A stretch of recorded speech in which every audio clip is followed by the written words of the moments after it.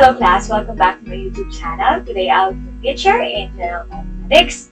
And for the continuation of our Lesson 6, we have Lesson 6.2. This time we are going to solve rational inequality.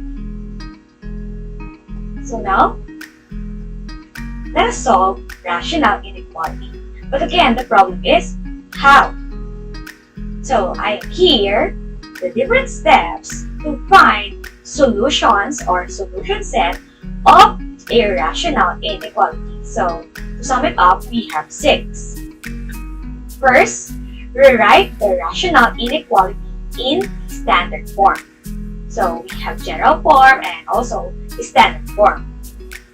Next, you have to factor all polynomials in the rational inequality. So to easily find your simplified form, you need to factor your polynomials in your rational inequality.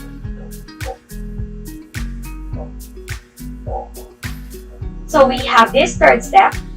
Using the factors in the rational inequality, determine the critical points that will divide the number line to generate the intervals of the possible solution.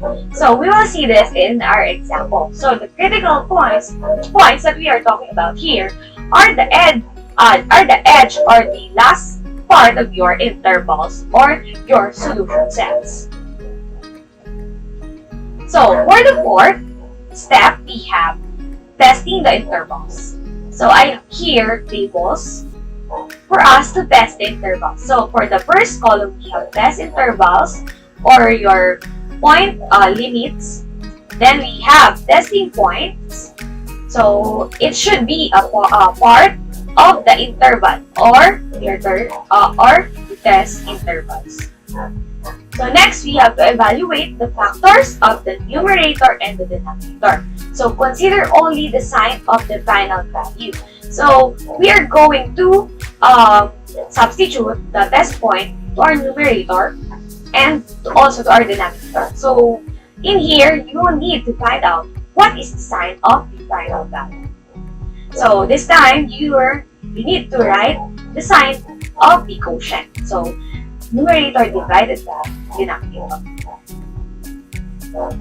So for the fifth step, after testing the intervals, consider only the intervals that will satisfy the rational equation.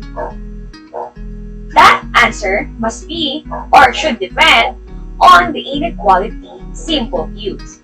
So if it's less than or equal, also if it's greater than or equal.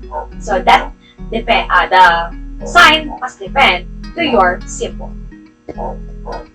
And for the sixth step or the last step, determine if your critical points are included in the solution set through substituting it to the rational inequality.